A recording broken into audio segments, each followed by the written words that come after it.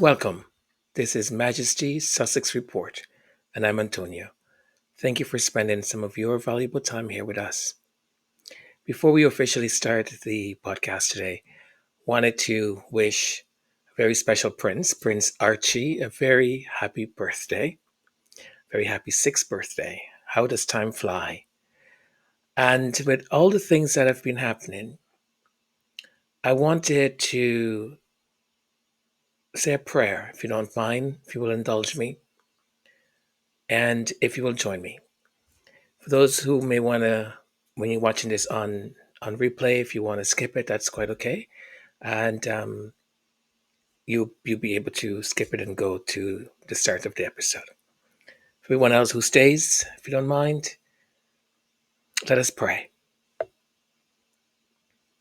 Heavenly Creator, today we pause to give thanks for the life of a child, a beautiful, bright soul who turns 6 years old. We lift up Prince Archie, son of compassion, son of love. We thank you for the joy he brings to his parents, for the light he carries within him, for the future he represents, not only for his family, but for all children born into a world still learning how to love without condition. We ask for your protection, O Lord, a hedge of peace around his body, his mind, his soul, his heart. Guard him from the cruelty of those who see innocence and mock it. Defend him from the arrows of hatred and lies that should never be aimed at a child. May he grow up knowing the truth of who he is, cherished, called, covered, loved. May he see through the unwavering love of his mother and father what dignity looks like under pressure, what strength looks like in silence, what grace looks like in the storm. Let him and his sister, Princess Lilibeth, walk freely into their future, knowing that they were always shielded by a love louder than any headline, stronger than any smear, and deeper than any ignorance. Prince Archie, today we celebrate you. We speak joy over your life. We declare peace in your path. And we surround you in spirit with the kind of love this world still desperately needs. In the name of the Holy, in the name of Jesus we pray. Amen. Thank you.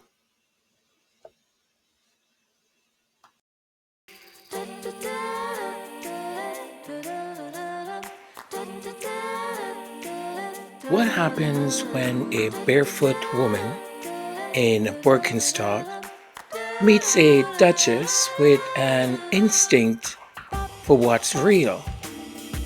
A quiet empire is born. This is the story of Hanna Mendoza, co-founder of Clevr Blends, and the radical power of building with intention, compassion, and clarity. Whether you're an entrepreneur, a creative, or just someone trying to trust your gut again, this one is for you.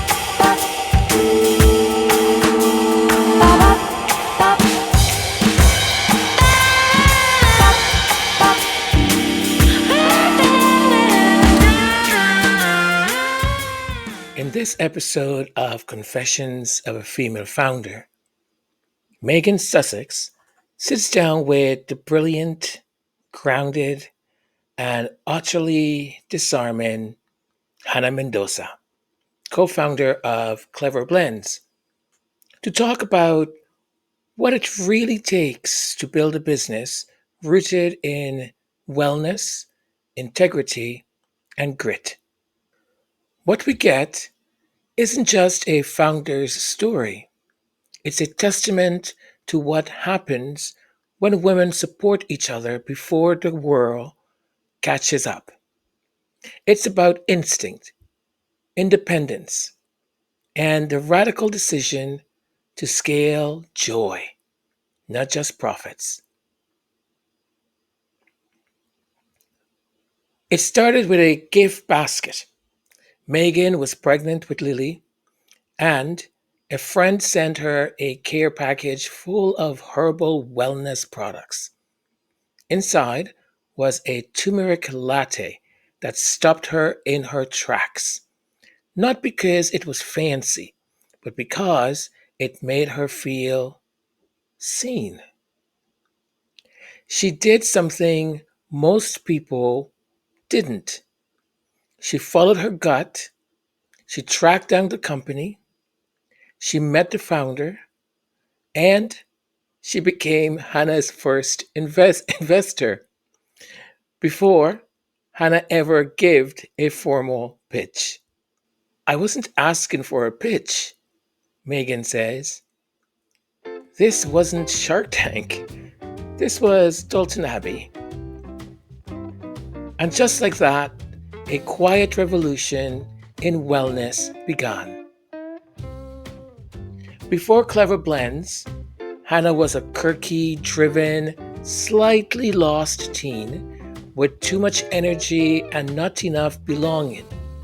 She started selling Costco cookies topped with whipped cream at the age of 8, saying it was for charity.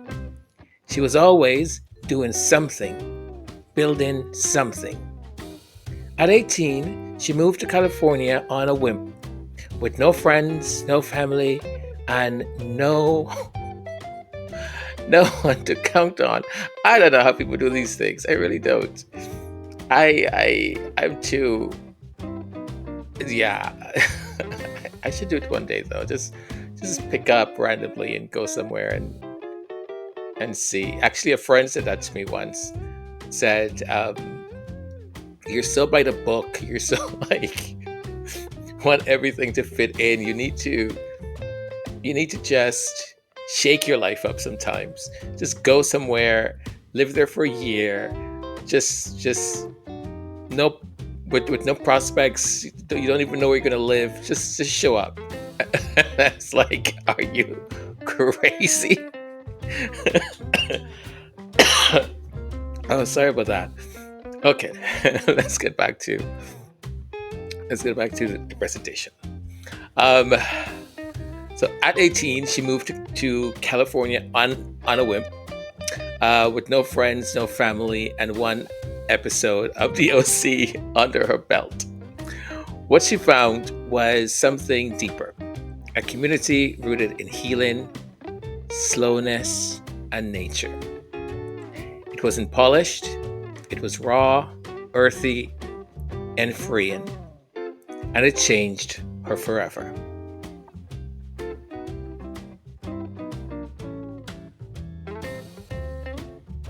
As she enters the startup world, Hanna discovered something else: coffee.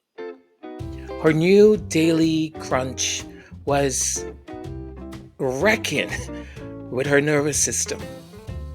It was her jitteriness, her anxiety.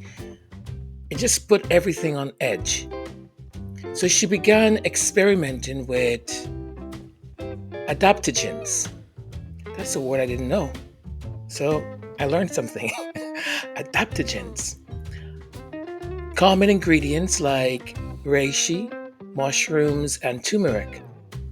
Making drinks to soothe her body and help her co-founder Roger, who was grieving the sudden loss of his mother. Together, they created blends that calmed and energized without crashing. Too broke to open a cafe, Hanna and Roger built a mobile latte bar out of a van. They traveled the country, even driving to Guatemala, serving adaptogen lattes and getting honest feedback. When customers loved the drinks but couldn't replicate them at home, Hanna took on the challenge. Could she make an instant latte that felt fresh, whole, and nurturing? The answer was Clevr Blends, and it worked. Meghan, moved by the mission and the product, shared it with her neighbor, someone by the name of Oprah Winfrey. And the rest, as they say, is histoire. It's history. Oprah posted a video in her kitchen saying, "This is delicious! Happy holidays!" Well, she didn't say it like that. But Hanna live editing the Clevr website watched traffic explode from 3 users to over 10,000 in less than half a minute. "I think I fell off my chair," Hanna says. Roger was still sweeping the floor of their tiny commercial kitchen. Moments like that don't come. Moments like that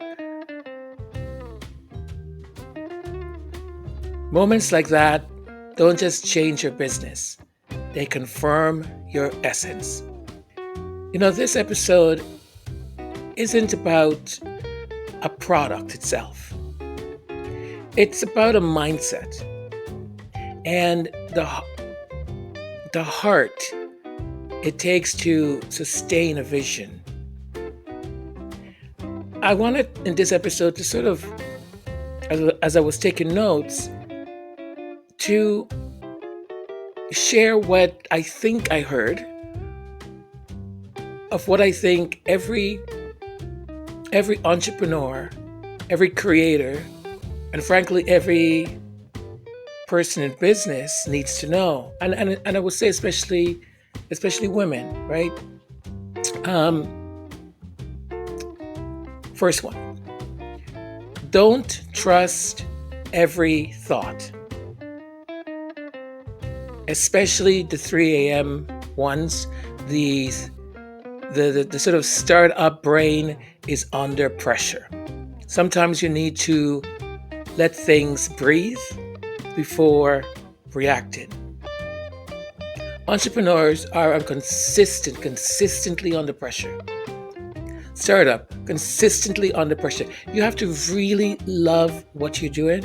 You have to really love the vision, believe in it. Because it's going to be one thing after another. And your brain is going to keep going 100 miles an hour or 200 or 300 or whatever, right? But not all thoughts are good thoughts.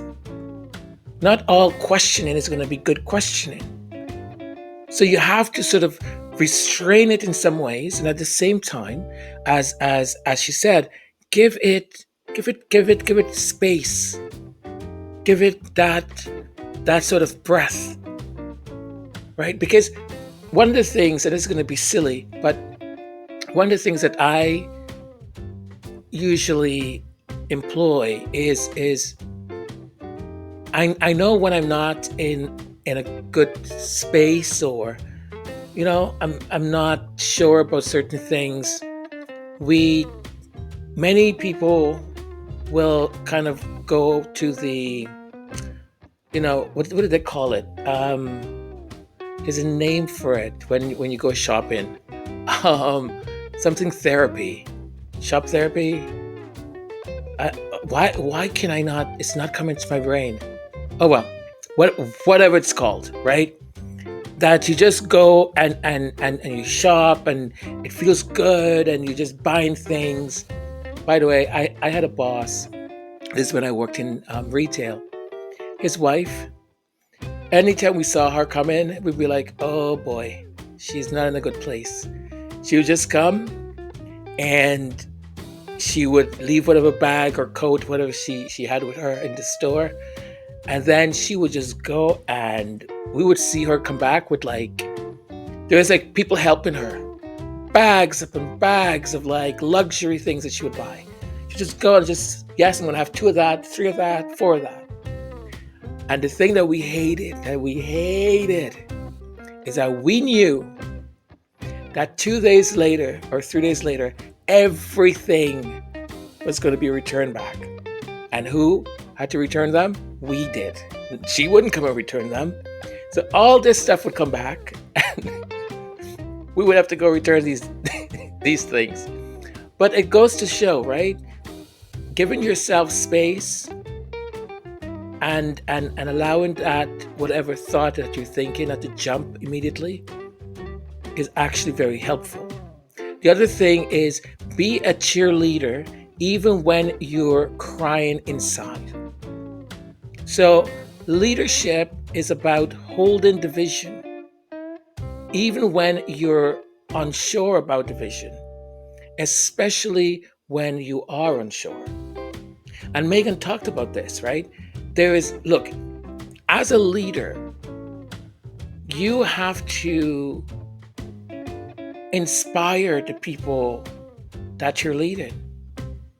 You have to want them, or they need to be inspired by you.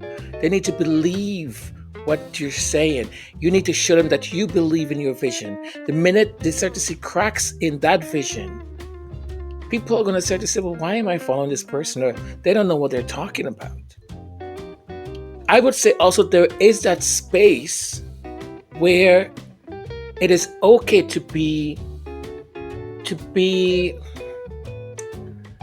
I don't know if the word is honest, but to allow a certain amount of your vulnerability, right, or uncertainty to show up. But it has to be measured. It has to be in a way that still honors the vision, right? So I could easily say, look, I am not sure if this product is going to do well in this demographic. I'm not sure about that. But I am sure that this product is fantastic, that it is great, that if they do try it, they will see how good it is for them. So you see, you keep the inspiration, but you're still being vulnerable in some ways. And my next one actually is that vulnerability. Vulnerability is a superpower. But vulnerability needs to have boundaries. And I've learned that the hard way, right? Because I've always thought, no, be yourself, be vulnerable, right? But you can be a little bit too real sometimes for people. And at the same time, you can still be real and you can still lead. But your team needs to hope, not to have breakdowns or to see you breaking down. Vulnerability is if someone comes and talks to you and say, "Look, I'm going through a hard time," blah blah blah blah blah. So you say, "I get you." I had a similar situation with my partner, with my parents, with my child, whatever the situation is. And I said, "Tell me, what can we do right now in order to support you? Because I want to support you. So tell me what would be good for you." You see, you don't need to go into your problems or your issues. You need to go and go, "Well, so this happened. Oh, let me tell you what happened to me. Let me tell you what blah blah blah." No. As a leader, one needs to show vulnerability. But vulnerability in the way of understanding, vulnerability in the way of telling the people that report to you or that are working for you that you see them, that you hear them, that you're not someone in an ivory tower, right? Not understanding at all the struggles, challenges that they are having. The next one that I have here is, don't hire a mirror. People who think just like you won't grow your company. Diversity of thought matters, especially when the stakes are high. And as I wrote that, when they were talking about it, I kept thinking, well, it depends.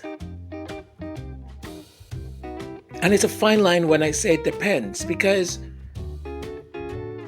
sometimes you do need an ally, right? But don't hire everyone who's going to be an ally. Everyone who's going to just, when I say an ally, like everyone's going to say, "Yes, sir. Yes, ma'am. Yes, yes, yes." Or, "Oh, I see it exactly the same way you do." Because it's important to have people around the table with different experiences that have had a journey throughout life that has been different than yours. People that come from different places, people that may see life differently. Life has treated them differently. Because the nuance that they're going to bring to the table is extremely, extremely valuable. Extremely valuable. I've told a story about maybe in the room with when they were launching a new insurance, and the company I worked for at the time, we were the ones sort of rolling out all of these different events and bringing in people to promote it and so on. And this was the marketing team, this big hotshot new creative company, and they did their presentation.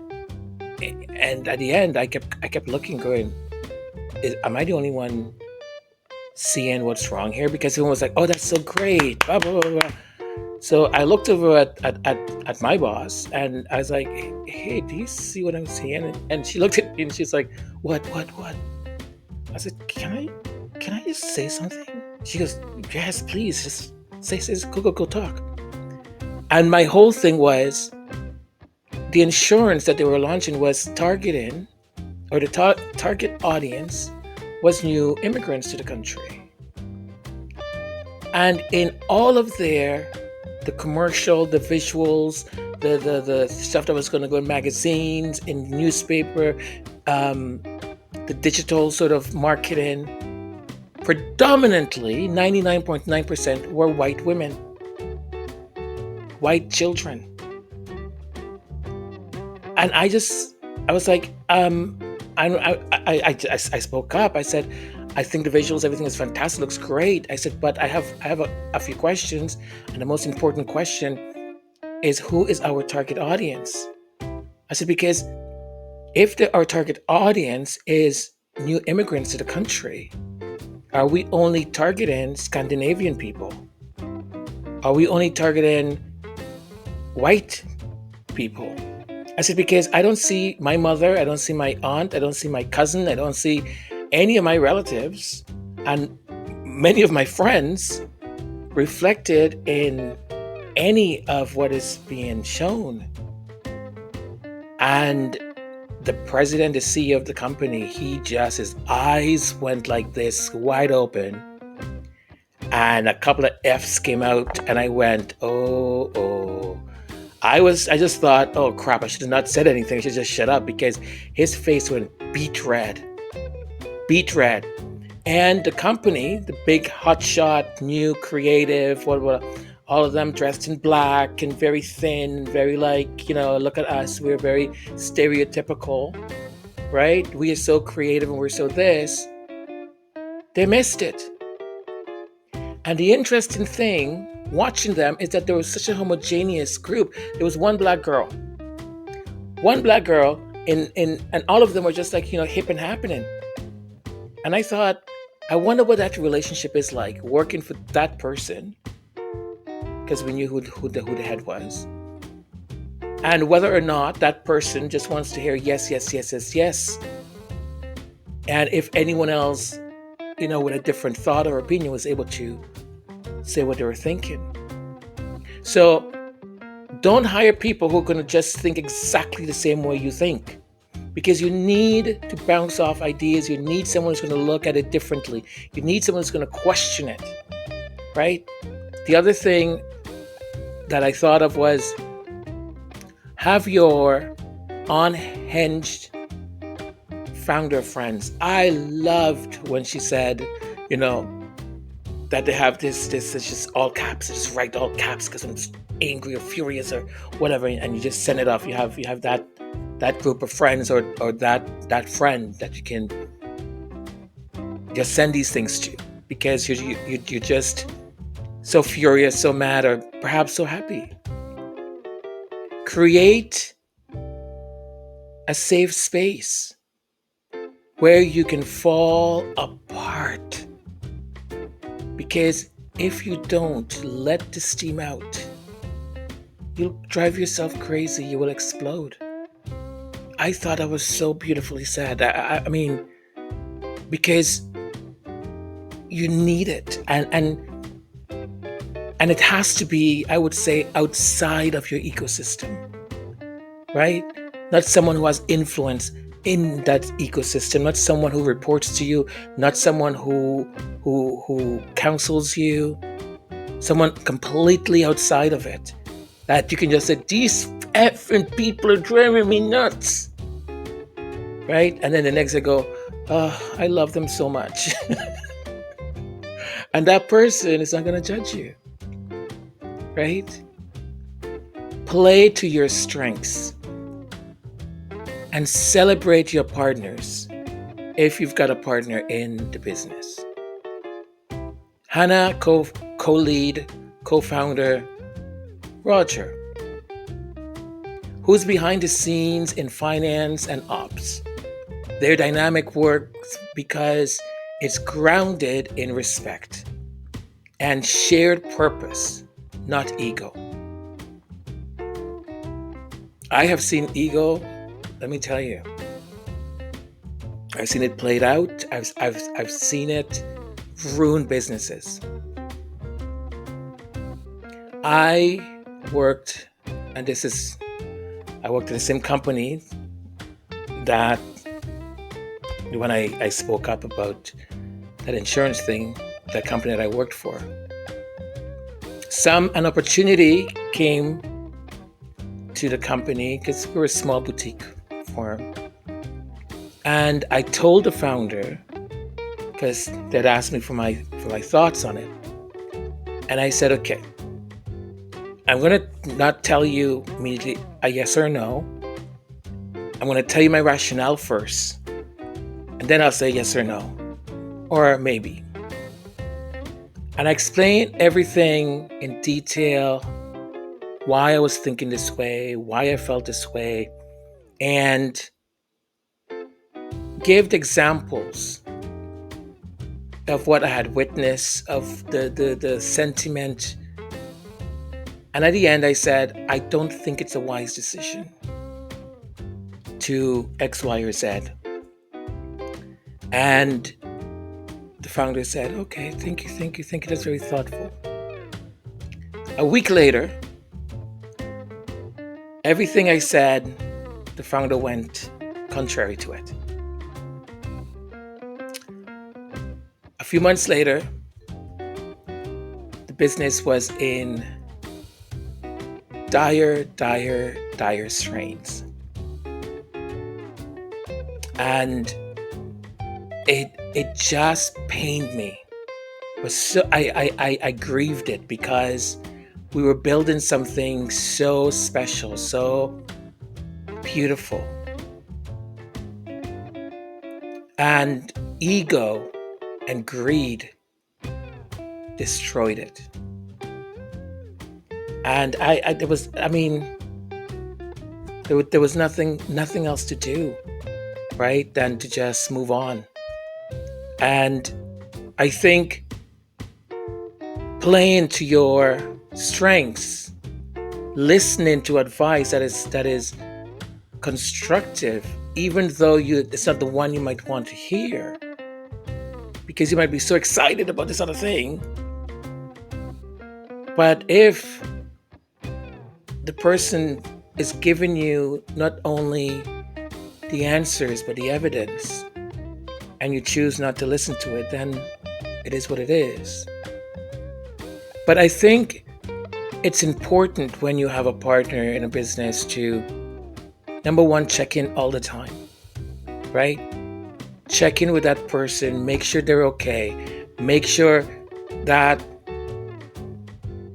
you integrate, you mention, you name them if you are the facing identity of the business.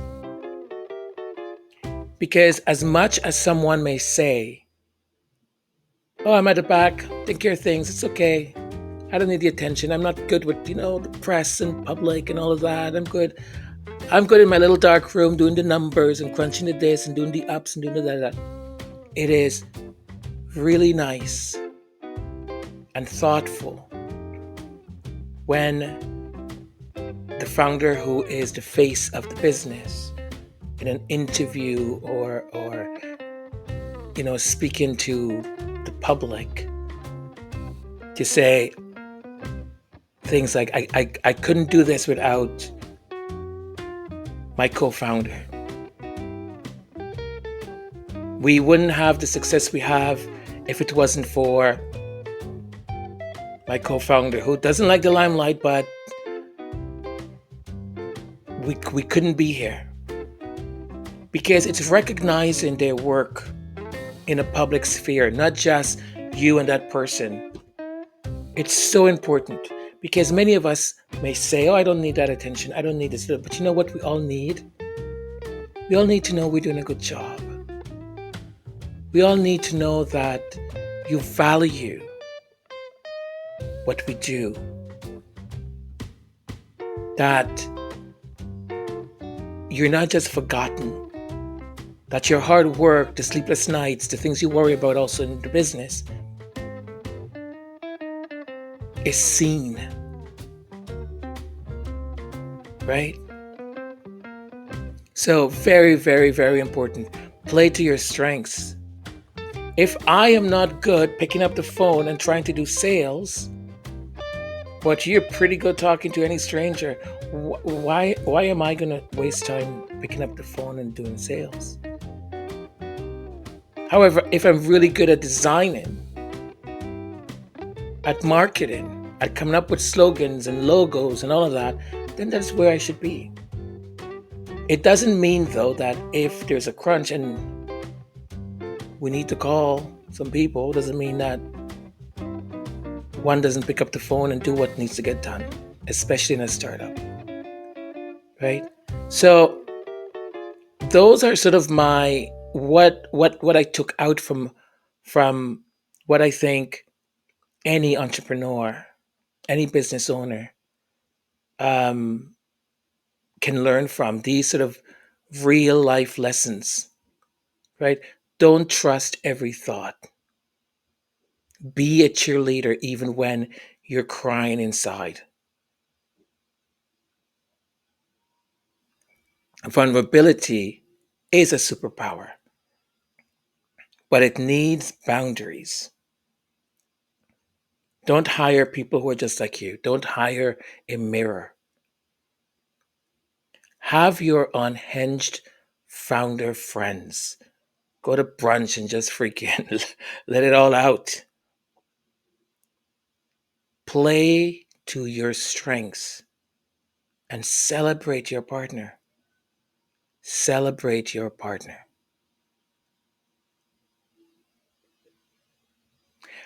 Hannah still develops every blend by hand. She's in her happy place, she said, surrounded by mason jars and plant powders, but the vision is global. She's not here to build a boutique brand. She's here to build a movement.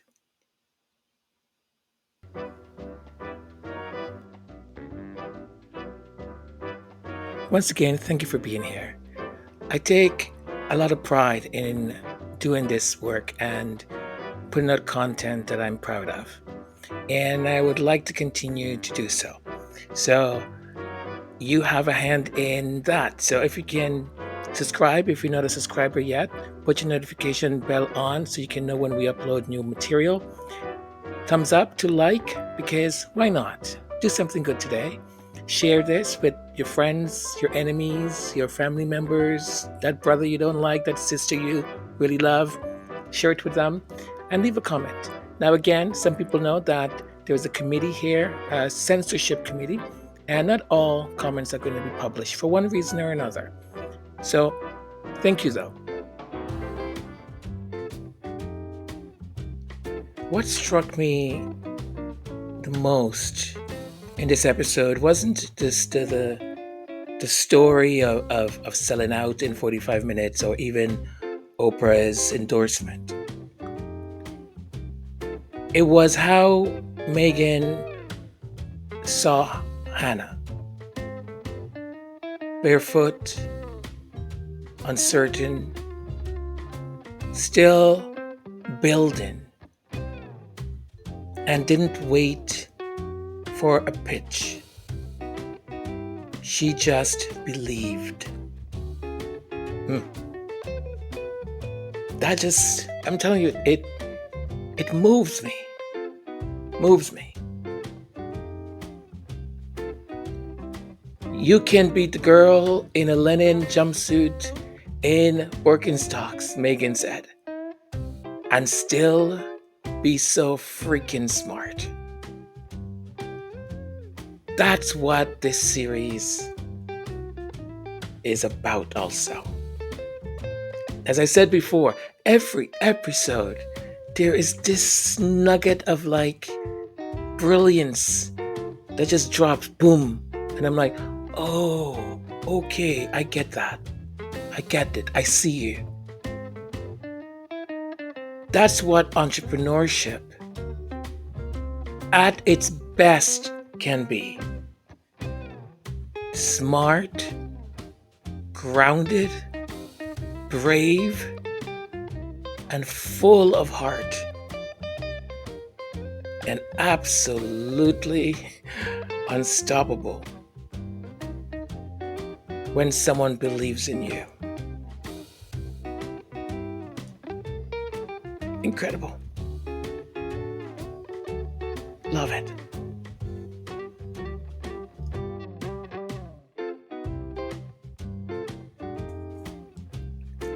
From Whitney Wolf Herd, building Bumble out of heartbreak and grit, to Rishma Sarajani, launching Girls Who Code with nothing but fire and a mission. From Katie Lee created a sanctuary called Highbrow Hippie, to Jamie Kern Lima, turning no into $1 billion yes with IT Cosmetics, and Hanna Mendoza, who built Clevr Blends from a van and a mission.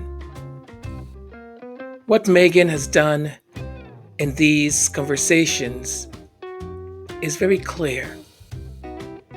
She's not just spotlighting success, she's amplifying the stories that rarely get center stage. These women didn't wait for permission. They built, they believed, and they broke and continue to break barriers.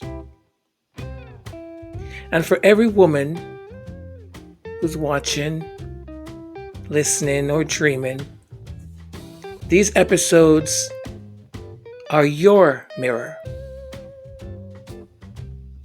You're not behind. You are becoming. And your story is worth investing in. And just because I'm an equal opportunist, it's also for the guys.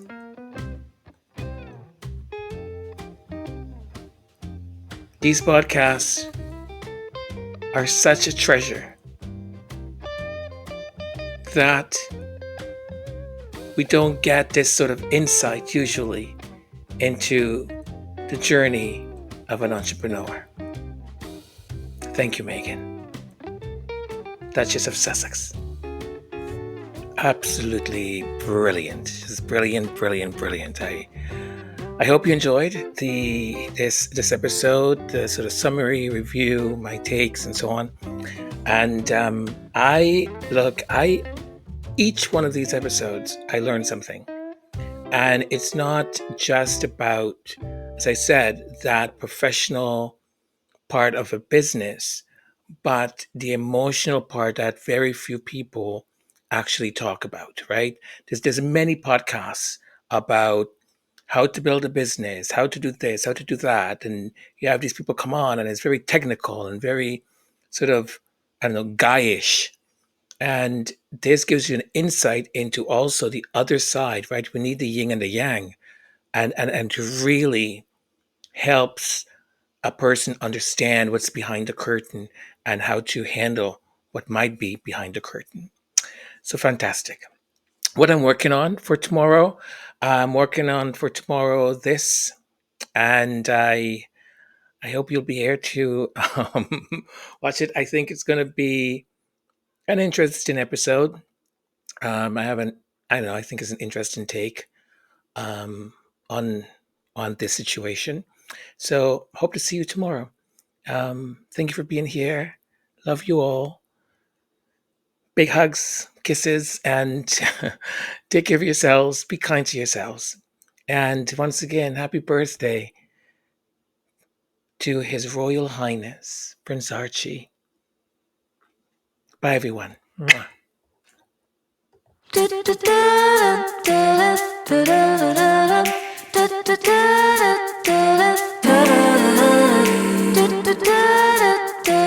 da